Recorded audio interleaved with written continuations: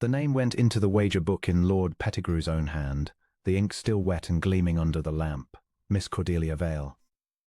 Beneath it, in that same fastidious script, the terms, that the Duke of Farrington shall, within 1 calendar month, take to wife the lady above named, or forfeit his grace and his standing among reasonable men. There said Pettigrew, turning the book so the candlelight fell across the page. The most overlooked woman in London, a companion, a creature who sits with the dowagers and fetches their shawls. Marry her, Farrington, and we shall consider your famous contempt for our amusements proven. The room laughed. Not loudly, this was Whitcomb's, and men did not bray at Whitcomb's, but in that low, cultivated way that was worse than braying, a sound like silk being torn very slowly. 6 of them around the green baize table, cards abandoned, port untouched, because the wager was better than the port. Lord Ashcombe leaned back with his thumbs in his waistcoat. Sir Miles Denbury smiled at the fire. Corwin Rhodes, 9th Duke of Farrington, did not look at the book. He looked at the men. He had known them all since Eton. He had watched Pettigrew ruin a curate's daughter with a rumour, and then complain that the season had grown dull. He had watched Denbury drive a hired horse until it foundered and laugh about the bill. He had sat among them for 15 years, because a man must sit somewhere, and had told himself that his silence was not consent. "You have written her name," he said. "We have, in a book that any man in this house may read." Pettigrew's smile did not falter, but something behind it shifted, the way a floorboard shifts. "It is a private book. There is no such thing." Farrington set down his glass. He had drunk perhaps 1/3 of it, and would drink no more. "You have set a woman's name upon a page beside the word forfeit, and you have done it because she has no father living and no brother and no money, and therefore nothing that can be made to answer for the insult. That is not a wager, Pettigrew. That is a small cruelty performed for an audience." "Good heavens," said Ashcombe. "He is going to preach.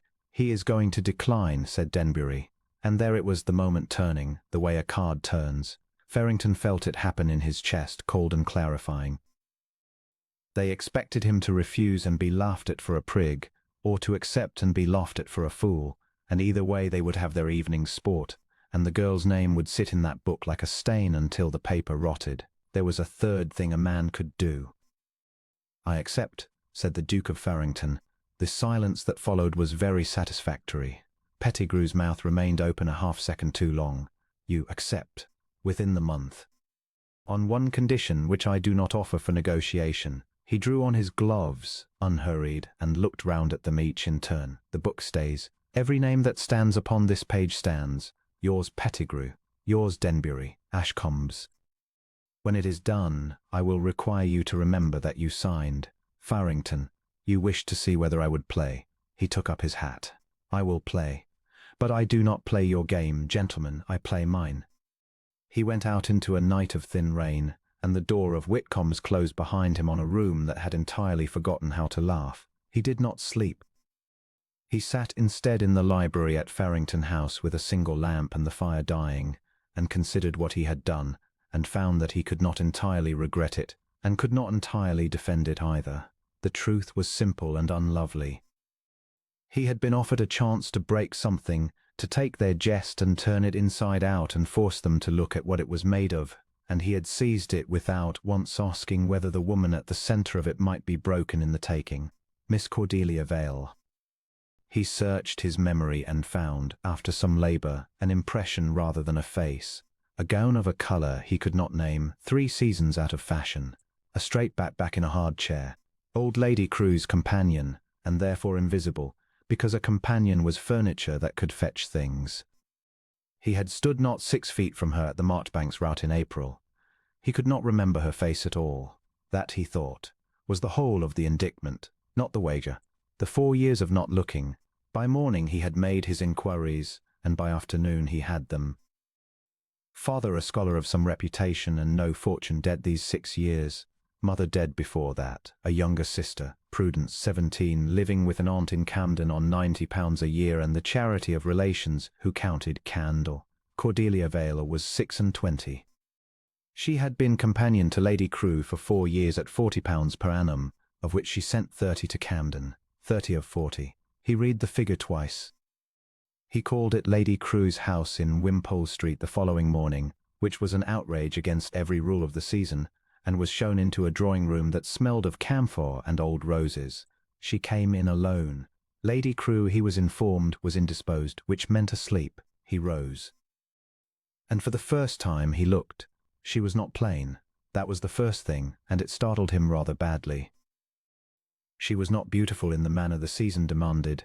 She was not pink, she was not soft, she did not simper. But she had a face built on good bones, grey eyes set wide and level, and a mouth that had been schooled into stillness by a great deal of practice. Her gown was grey. Her hands were bare of any ring. She stood very straight, and she waited. Miss Vale. Your Grace. Her voice was low, and it did not tremble. Lady Crewe is unwell. If you wish to leave a card. I did not come to see Lady Crewe. Something moved behind the grey eyes, then not alarm. Assessment. She stood a moment longer, and then she crossed to the bell and did not ring it, and turned back to him with her hands folded. Then you had better say it quickly, Your Grace, before she wakes and it becomes a story. He had prepared a speech. He discarded it.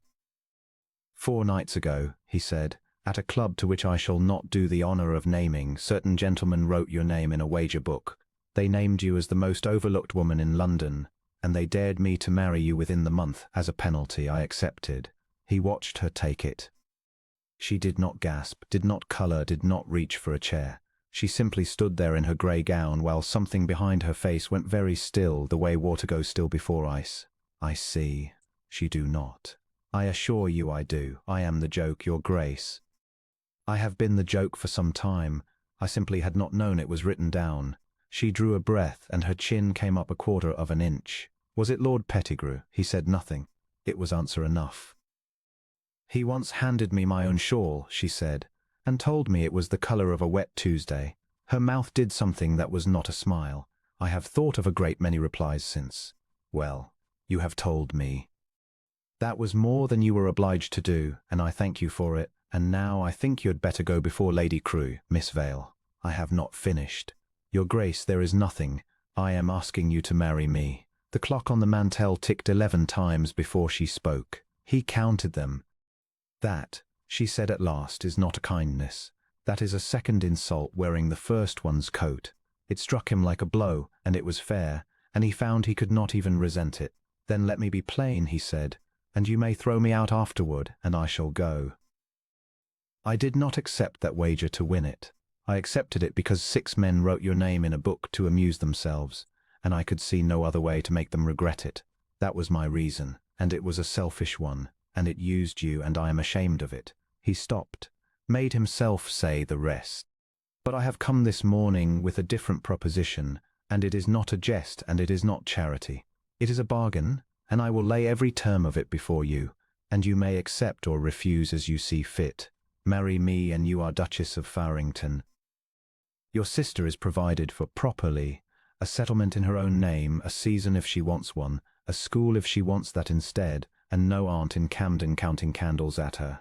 You have your own income, and it is yours whether you like me or not. Farrington has 11,000 acres and a library your father would have wept over, and you may live in it and never see me above twice a year, if that is your preference.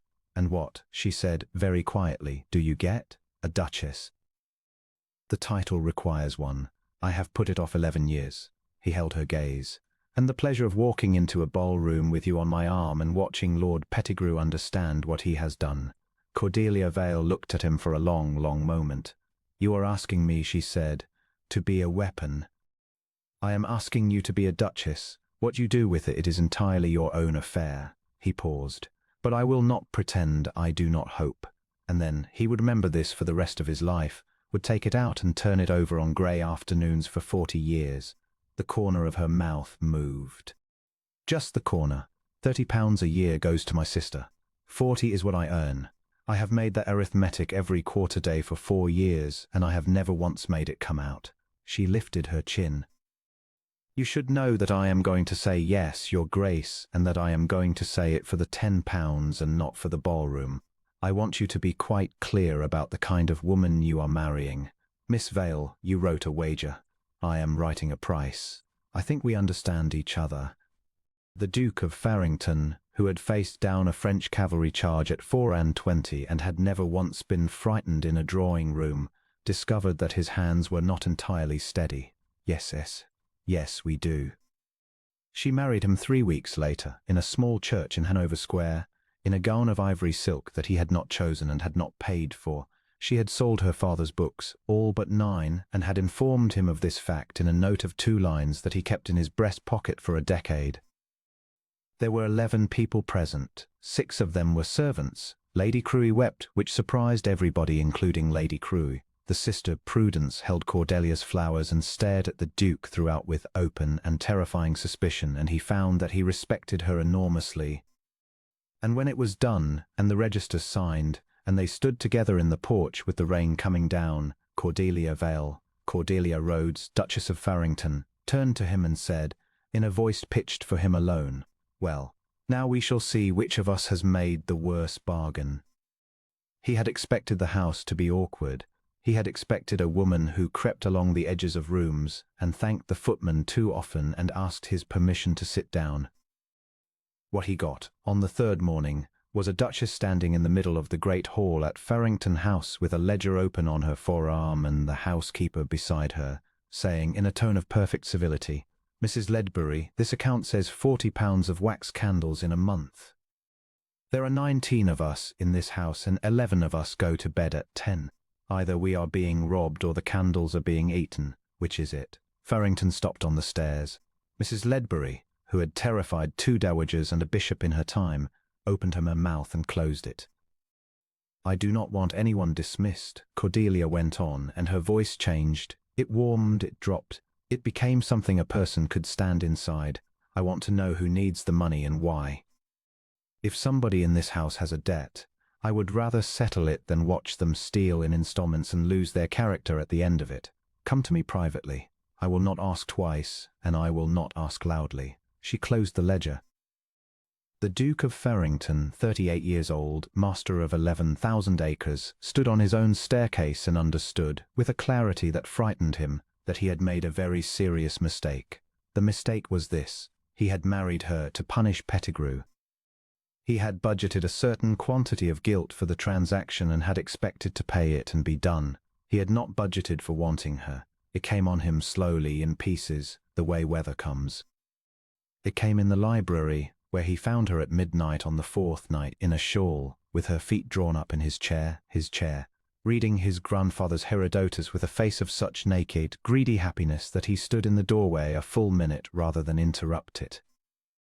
When she saw him, she did not spring up. She looked him over the top of the book and said, "Your grandfather wrote in the margins. He was wrong about nearly everything, and he was very confident about it. I like him extremely." It came at breakfast, where she read the newspapers aloud, badly, doing the voices, and said of a speech in the Lords that he had privately thought contemptible, "That man has taken 400 words to say nothing, and I resent every one of them on behalf of the trees." And he laughed so suddenly that he choked on his coffee, and she looked delighted. And he understood that she had been aiming for exactly that, and had got it, and would try again tomorrow. It came in the stable yard, where he found her feeding sugar to his greys, the greys he had nearly forfeited, and heard her murmuring to them, and stopped and listened, and discovered that she was telling them, in perfect seriousness, the terms of the wager. "They ought to know," she said, without turning round. They were on the table. "One does not gamble a creature away without telling it. Cordelia, you have not asked me how I feel about it." She turned. The wind had pulled her hair loose, and she did not care. "Everyone in this house is being enormously delicate with me, as though I were a cracked cup. You may ask." He came and stood at the rail beside her. He was aware of the 6 inches between his sleeve and her shoulder, as he had never in his life been aware of any distance. "How do you feel about it?" "Angry," she said. "Not with you. Or, yes, a little with you, and I shall be fair and tell you why. Not for accepting, for thinking that night that the worst thing about it was what it said of them." She looked out at the horses. "You were the only man in that room who might have said stop." "You did not say stop, you said me. And you were right that it was the only weapon you had. But you should know that while you were being clever, your grace, I was in Wimpole Street, folding an old woman's shawls, and my name was already in the book. The silence went on a long time. "Yes," he said. "That is all I wanted, that you should not argue. I have no argument." He put his hands on the rail because he did not trust them elsewhere.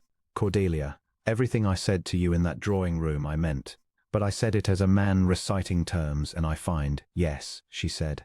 "I know. Don't." "Why not?" She smiled at him then, and it was the first smile he had ever had from her that was not armored, and it was so much worse than the others. "Because you are going to say something kind," she said, "and I have spent 4 years learning not to want kind things, and I am not at all sure I could unlearn it a second time if you turned out not to mean it. Ask me again in a month, if you still want to." She went in. He stood at the rail until the cold got into his coat. They went up to town at the beginning of May, because a duke who marries must present his wife, and because the Duke of Farrington had every intention of presenting his. He had assembled in his mind a campaign, allies, a dinner, the Duchess of Marlborough's patronage secured, a slow, careful sequence by which a companion in grey might be raised, over a season, into acceptance. He explained it to her in the carriage on the Bath Road, and she listened with her chin on her hand and her eyes on the hedgerows. "No," she said when he had finished. "No? You are proposing to apologize for me for 6 months. That is what a campaign is." She turned. "Corwin, if you go into that ballroom as a man managing a difficulty, they will smell it, and they will be right, and they will have me. You must go into it as a man who has something they cannot afford." It was the first time she had used his name. It went through him like a nail. "And have I?" he said. "That," said the Duchess of Farrington, "depends entirely on whether you can stop being ashamed of what you did long enough to be proud of what you have." She wore grey to the Duchess of Marlborough's ball. He had offered her the diamonds, the Farrington parure, which had been on 3 duchesses and a queen, and she had looked at them for a moment with a longing so brief and so human that he had had to turn away, and then she had closed the case and said, "No. If I go in blazing they will say the Duke has gilded his joke. Let them look at me." She wore grey silk, quite plain, cut with a severity that made every pink and primrose in the room look like a confectioner's error. Her mother's pearls, which were small and slightly yellow. Kid gloves. No feathers, no flowers, nothing. She was the most striking woman on the stairs, and she knew it, and he saw the exact moment she decided to enjoy herself. "They are all looking," he murmured. "They have been looking at me for 4 years," she said. "This is simply the first time they have noticed they were doing it." The room did what rooms do. It rustled. The word went along the walls like fire in dry grass. The companion, the wager, Farrington's penalty, the joke. "Look." And he felt her hand tighten 1 degree on his arm and then, deliberately, relax. And then Lady Marlborough, 71 years old, terrifying, the last great arbiter of London, came down the room like a ship of the line and stopped in front of them. "Sir, you are the wager." The room stopped breathing. Farrington opened his mouth. Cordelia's fingers closed on his sleeve, hard, one squeeze unmistakable. "Be quiet." "I am ma'am," she said, perfectly calm. "Though I have always thought it a poor sort of wager. There was no risk in it." Lady Marlborough's eyes narrowed. "No risk?" "None whatever, ma'am." The gentleman who laid it believed they were risking his Grace's dignity. But a man's dignity is not a stake. It is a possession. He may spend it as he likes, and it is nobody's business but his own. Cordelia tilted her head. What they were actually risking was their own, and they did not know it, and they staked it all, and I am afraid they have lost. I do not think that is a wager. I think that is arithmetic. There was a silence of perhaps 2 seconds. Then Lady Marlborough laughed, a great, rusty, disgraceful bark of a laugh that had not been heard in a London ballroom in 15 years, and seized Cordelia's hand and turned to the room at large. "I have not been amused since the coronation," she announced. "Duchess, you will sit by me at supper, and you will tell me what you think of Lord Pettigrew, and you will not moderate." She went off down the room with Cordelia on her arm. The Duke of Farrington stood alone in the middle of the Marlborough ballroom, under 200 candles in 3 chandeliers, and watched his wife be swallowed by a crowd of people who 6 hours ago had not known her name and who were now. He watched it happen. He saw it, laughing, not at her. At something she had said. He watched a bishop's wife touch her arm. He watched 2 girls in white edge closer to hear her. He watched Lady Marlbury, who had cut a royal duke, refill her glass with her own hand. There was a sensation in his chest that he could not name for a long moment, because he had not felt it in so many years that the word had gone out of his head. Then he had it. It was pride, it was enormous, and had nothing to do with Pettigrew at all. Across the room, over the heads, she found him. She lifted one eyebrow a fraction of an inch, a whole sentence in it, dry as a bone. "Well, are you managing a difficulty, Your Grace?" He inclined his head to her, very slightly, and she saw it, and something in her face went soft and startled and young. And that was the moment, that precise moment, 10 minutes past 11, in a borrowed ballroom, across 40 feet of other people's shoulders, that Corwin Rhodes, 9th Duke of Farrington, fell entirely and irrevocably in love with his wife. By 1 in the morning, Lord Ashcombe had asked her to dance and been refused with such grace that he thanked her for it. By 2, Sir Miles Denbury had been observed attempting to be witty at her, and had come away looking as though he had put his hand on a stove. By 3, 3 separate hostesses had begged her for a Thursday, and Lord Pettigrew stood by the door with a glass he was not drinking, and watched the Duke of Farrington lead his Duchess out to the last waltz, and did not laugh, and did not leave. He told her himself. That was the only mercy he ever afterwards allowed himself to claim, that nobody made him. It was 4 days later, in the green sitting room in Berkeley Square, and she was laughing. Prudence had come up from Camden, installed now in a room with a window facing the park, and eating. Farrington noted with quiet satisfaction, quite enormously, and the 2 sisters had been reading the invitation cards aloud in the voices of the people who had sent them, and Cordelia was laughing so hard that she had to put down her tea. And Farrington stood at the window and knew that if he did not say it now, in this room, while she was laughing, he would never say it at all. He would carry it for 40 years, and it would rot in him, and one day at the end, she would learn it from somebody else, and the whole of their life together would turn over in her hands and show its other face. "Prudence," he said, "would you leave us, please?" Something in his voice. Prudence looked at him, then at her sister, and went out and closed the door with great care. Cordelia sat quite still with her hands in her lap. "Say it," she said. "The night we came up to town," he said, "I went to Whitcomb's. I told you I dined at Brooks's, and that was a lie, and it is the only one I have told you, and I would like you to keep hold of that, because everything else I am about to say is going to make it very difficult. Go on." They were still laughing. He set his hands behind his back because they wanted something to do, and he would not permit it. "The wager was won, you see. I had married you, and that was dull. So Pettigrew had made a longer joke of it, that I had bought a housekeeper, that I should be obliged to keep you in the country, that the ton would never receive you, and that within a year I would be a laughing stock with a duchess I could not show. That is not news," she said. "That is a Tuesday. I wrote in the book." She did not move. "I wrote," he said, and made himself say every word of it, "that I would wager my greys, and £1,000 apiece to any man who took it, that before the season was out every gentleman at that table would have sought an introduction to the Duchess of Farrington, and would have been refused." He looked at her. "6 of them signed. It is in the book. Your name is on the page above it." The fire made a small sound in the grate. "Put me back in it," she said. "Yes, after the stable yard." Her voice was not raised. It had gone somewhere very far away and very quiet, and he would have preferred her to scream. "After you stood at that rail and let me tell you what it was to be a name in a book, and you said yes, you said you had no argument, you went into that room and you picked up their pen and you put me back in it." "Yes. Why? Because I wanted to beat him." He did not soften it. He had promised himself, walking up and down this room since dawn, that he would not soften one syllable of it, because in that room I was not a man who loved his wife.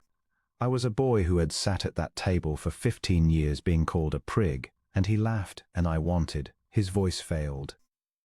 He took it back. "I wanted to make him watch, and I told myself it was for you.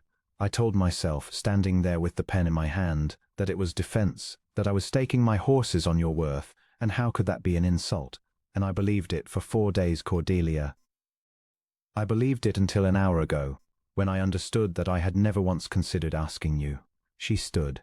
She went to the window and stood with her back to him, and the light came through the muslin and made her outline soft, and he could see that her hands were closed. "They will say," she said, "that the Duchess of Farrington was worth a pair of greys. Cordelia, do you know what I have been doing these 4 days?" She did not turn. "Standing in those rooms telling myself that it was over, that the book was shut, that I might stop being a thing that was won and start being a woman who was." She stopped. "And all the while there was a fresh page, and my name at the top of it, and my husband's hand at the bottom.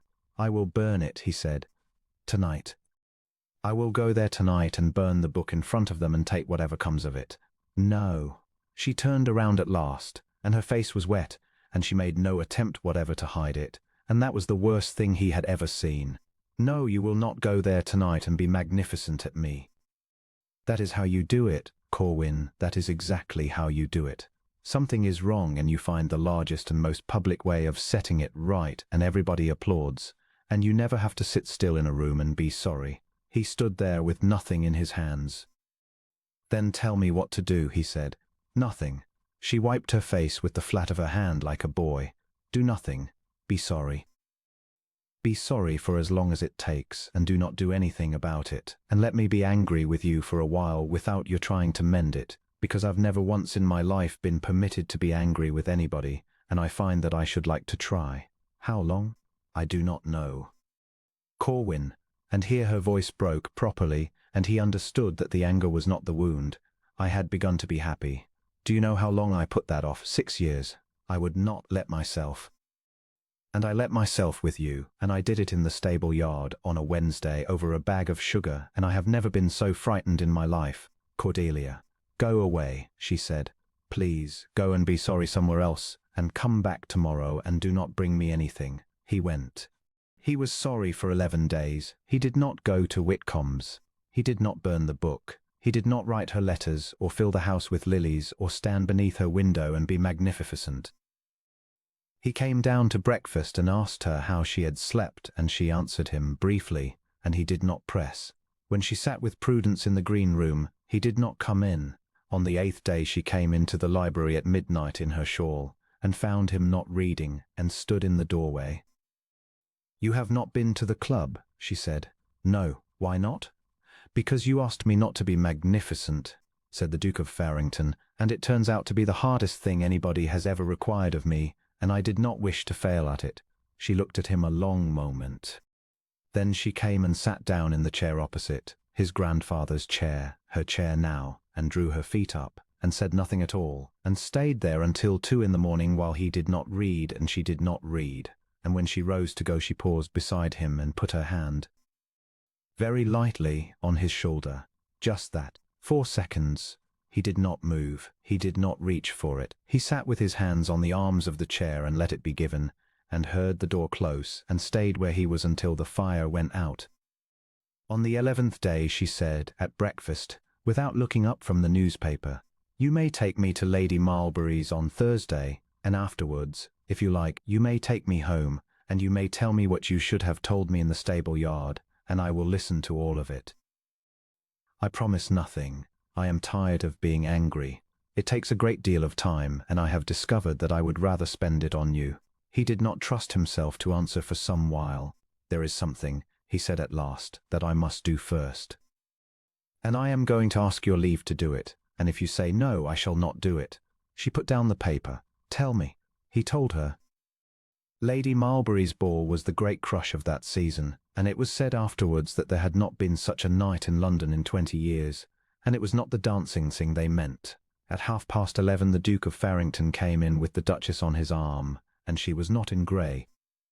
She was in ivory silk and Brussels lace, and about her throat were the Farrington diamonds, which had been on 3 duchesses and a queen, and never in all that time upon a woman who had sold her father's library to buy a wedding gown. And the light of 600 candles came down out of the chandeliers and broke on the crystal, and the stones and the pearls in her hair, and the room turned like a wheel. He did not take her to the dowager's. He took her, at a walking pace, the whole length of the ballroom, to the card-room door, where Lord Pettigrew and Sir Miles Denbury and Lord Ashcombe and 3 other gentlemen stood together, as they had stood together for 15 years. and under his arm the Duke of Farrington carried the wager book of Whitcomb's bound in green morocco, which he had that afternoon purchased from the club committee for £4,000 and a subscription in perpetuity. The room went quiet in rings like water. "Pettigrew," he said. He did not raise his voice. He had never in his life needed to. "You wrote my wife's name in this book, and I wrote it after you, and of the two of us I was the worse, because you did not know her, and I did." He held it out. "It is yours. I have bought it, and I give it to you, and there is no page torn from it, and every word we both wrote stands. You may keep it. You may show it to whom you please. You may read it aloud in this room tonight, and I will not stop you, and I will not say one word in my own defense, because there is none." His eyes did not move. "I am not here to ruin you. I could.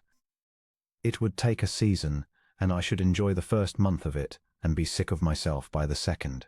I am here to tell you, before these people, that you and I sat at that table for 15 years, and were neither of us gentlemen, and I have stopped, and I hope that you will."